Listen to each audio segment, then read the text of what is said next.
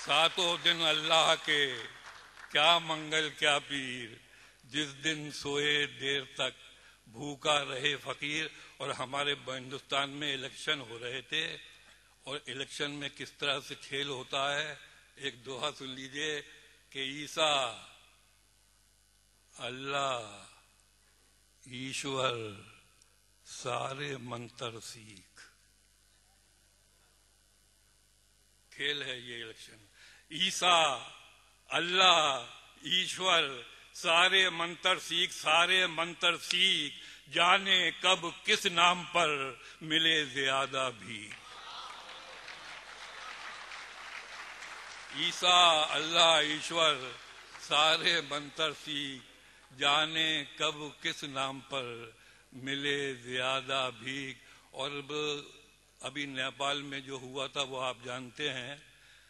नेपाल के राजा को, बादशाह को विष्णु का अवतार कहा जाता था। अब वो वहां से छोड़ के निकल आए। खास तौर से जो संस्कृति हिंदुस्तान से की तहजीब से वाकिफ, वो पहचानेंगे दोहे को कि धर्मों को लिखने लगे। हिंदू धर्म जो है ब्राह्मणवाद से शुरू होता है, जिसकी बगावतें महात्मा बुद्ध ने की, महावीर ने की। अब दोहा सुनिए कि धर्मों को लिखने लगे रस्तों के कंगाल। देखिए, धर्मों को लिखने लगे रस्तों के कंगाल, रस्तों के कंगाल, रस्तों को लिखने, धर्मों को लिखने लगे रस्तों के कंगाल। विष्णु के अवतार ने छोड़ दिया नेपाल, विष्णु के अवतार ने छोड़ दिया नेपाल।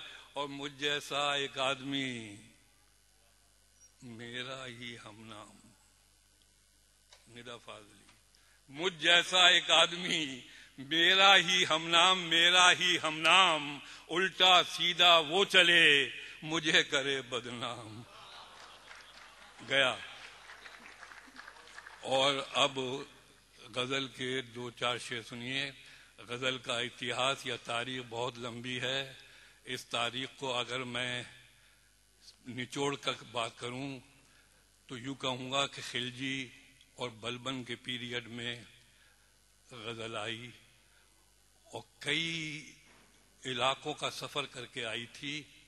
लेकिन हैरत की बात यह है कि गजल इतनी बाशऊर हो गई थी कि गजल जब हिंदुस्तान में आई तो वो किसी बादशाह के दरबार में सलाम करने नहीं गई, उसने निजामुद्दीन औलिया की चौखट पर सर झुकाया था।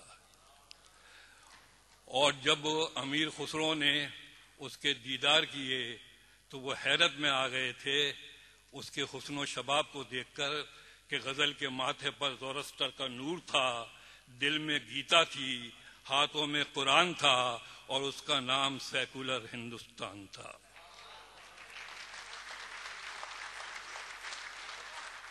मैं गजल के दो चार, मुझे माफ कीजिए कि मैं अरब की जमीन पर हूं, और अरब में एक मजलूम अरब के बारे में तीन चार शेर सुन लीजिए।